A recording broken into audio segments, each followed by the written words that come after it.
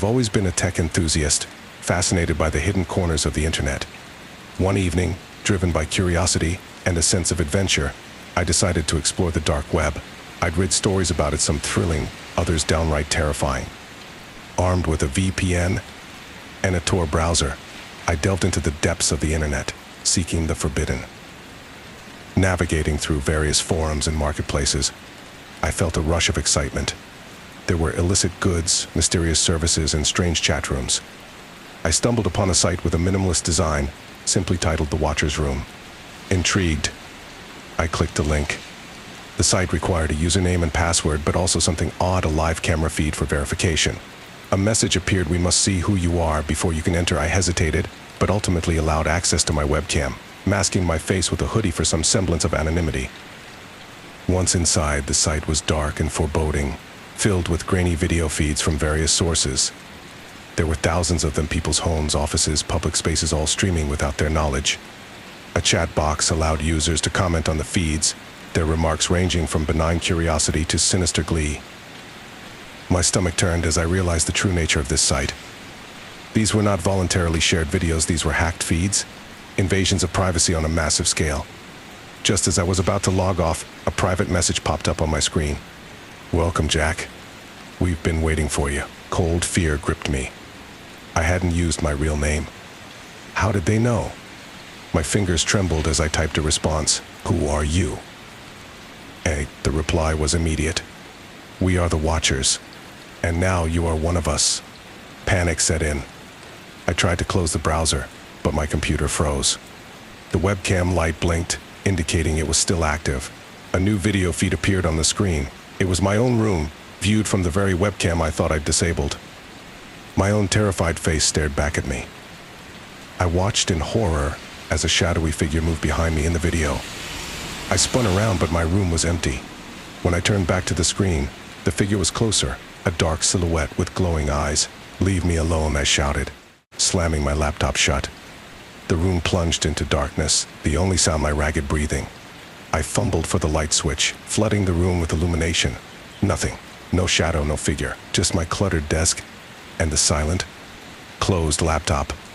I decided to wipe my computer clean, delete any trace of my dark web adventure. But as I powered it back on, the screen flashed with a single, chilling message before shutting off completely. "You can't leave the Watchers, Jack. We are always watching." That night I couldn't sleep. Every creak of the house, every rustle of leaves outside my window made me jump. I covered my webcam and unplugged my computer, but it offered little comfort. Days turned into weeks, and the paranoia only grew. I began noticing things out of place in my home. Objects moved, doors left ajar. I could feel eyes on me, even in my most private moments. One night I woke up to find my phone had recorded hours of footage of me sleeping, the camera focusing on my face as if someone had been holding it. I contacted the authorities, but they found no evidence of hacking or surveillance. I was dismissed as paranoid, but I knew the truth. The Watchers were real, and they had claimed me. I moved to a new city, changed my name, and started a new life, disconnecting from all technology. But even then, the fear lingered. In my dreams, the glowing eyes of the Watchers haunted me, reminding me that no matter where I went, no matter how far I ran, they were always watching. One night I woke to a soft tapping sound. Heart pounding, I crept to the window and peeked outside. There, standing under the streetlight, was a figure in a hoodie, face obscured. My phone buzzed with a new message. I glanced at the screen, my blood running cold as I read the words. "We found you, Jack. It's time to join us."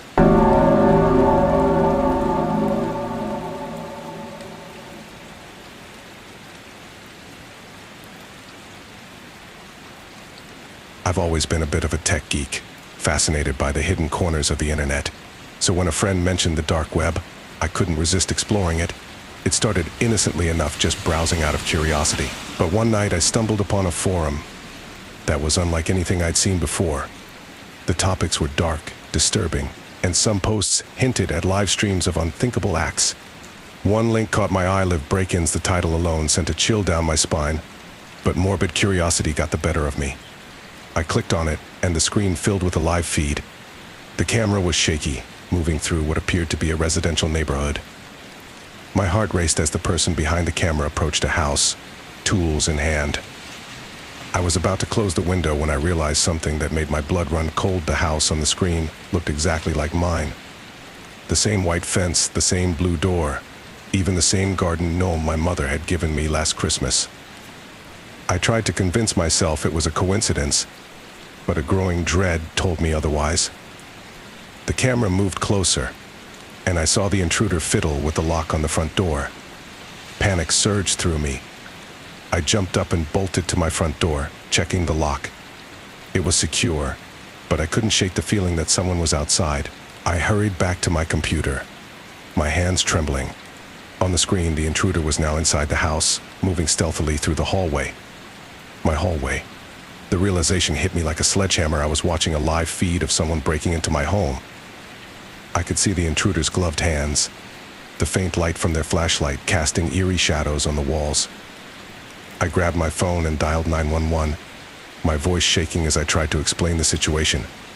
The operator assured me that police were on their way, but I felt a deep, paralyzing fear. I watched as the intruder moved through the living room, slowly making their way toward my study toward me. I quickly turned off the lights in my room and hid in the closet, leaving the computer running. Through the slats of the closet door, I could see the glow of the screen. The intruder was getting closer. I could hear faint footsteps, the creak of floorboards. My breath caught in my throat as the door to the study creaked open.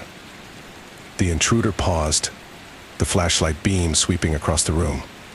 I held my breath, praying they wouldn't find me. The light lingered on the computer screen, and for a horrifying moment I thought they might see the live feed. But then the light moved on, and the intruder continued to search the room. I could hear the sirens in the distance, growing louder. The intruder must have heard them too, because they suddenly bolted, leaving the house in a hurry. I stayed hidden until I heard the police banging on my door, announcing their presence, shaking. I emerged from the closet and ran to let them in. I showed the officers the live feed, but by then it had gone dark. The forum, the link, everything was gone, as if it had never existed.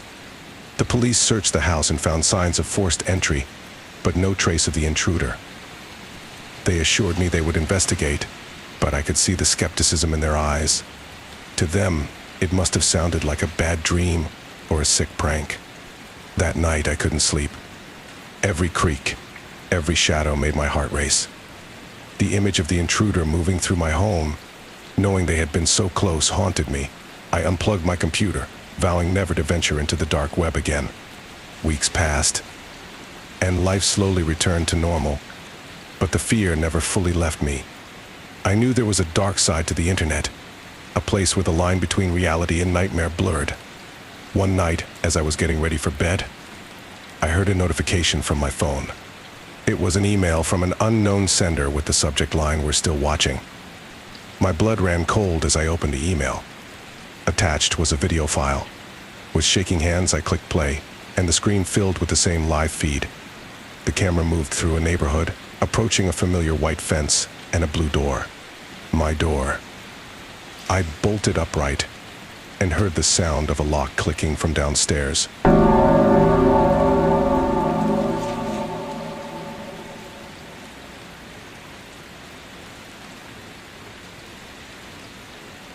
I've always been curious about the hidden corners of the internet. The dark web, with its promise of anonymity and secrecy, intrigued me. I'd read stories about it, some true, some clearly exaggerated, but the lure of the unknown was too strong. One night, after a few drinks and a surge of reckless bravery, I decided to explore it for myself. I set up a Tor browser, double-checked my VPN, and plunged into the depths.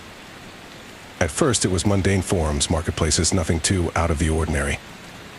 Then, I stumbled upon a site called The Watchers.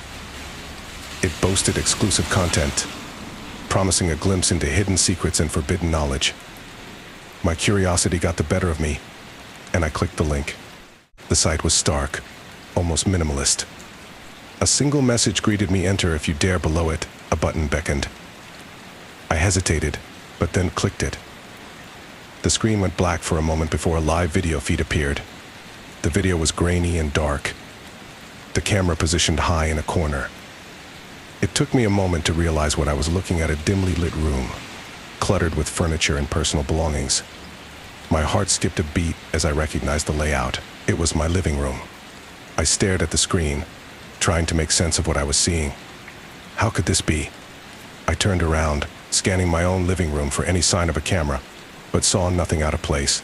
The live feed continued, showing every detail of my space, every movement I made. A message popped up on the screen: "We see you." Panic set in. I frantically closed the browser and shut down my computer. My mind raced with possibilities. Had I been hacked? Was someone inside my home? I checked every corner, every nook and cranny, but found nothing. I even called the police, but they could do little without evidence of an actual crime. Days passed, and I tried to convince myself it was a sick joke, maybe a hallucination brought on by my own paranoia. But the feeling of being watched persisted. I could sense eyes on me, even when I was alone. I stopped sleeping, too afraid of what I might miss. Then, one night, my phone buzzed with a notification. It was a video link from an unknown number. Against my better judgment, I clicked it. The same live feed appeared on my screen, but this time, it was different. The camera angle had changed. It was now focused on my bedroom, directly facing my bed. A message accompanied the video: "You can't hide." Terror gripped me. I felt trapped, violated in my own home. I decided to confront whoever was doing this. I tore apart my apartment, searching for hidden cameras, but found nothing. Every creak, every shadow sent chills down my spine. One night, as I lay in bed, exhausted and defeated, I noticed a tiny, red blinking light near the ceiling. It was almost imperceptible, hidden in the shadow of a ceiling beam. My breath caught as I realized it was a camera. Gathering my courage, I grabbed a broom and knocked the camera down. It hit the floor with a soft thud. I stared at it. A small, unremarkable device, yet it had shattered my sense of security. I destroyed it, but my relief was short-lived. The next day, another notification arrived. A new live feed. This time, the camera was hidden in my bathroom. The message was simple: "We are everywhere." I left my apartment that night, taking only what I could carry. I couldn't stay there, couldn't live under constant surveillance. I moved to a new city, changed my name, and cut all ties with my old life. But the paranoia never left me. Months passed. One evening in my new apartment, I received an unexpected package. No return address, just a plain brown box. My hands trembled as I opened it. Inside was a small, unremarkable device, a camera identical to the one I had found before. A single note accompanied it: "Did you really think you could escape us?" My phone buzzed with a new notification. My heart pounded as I hesitated, then unlocked it to see a new live feed. The screen showed my new living room, the angle identical to where I was sitting. As I stared in horror, the screen flickered, revealing a shadowy figure standing just behind me.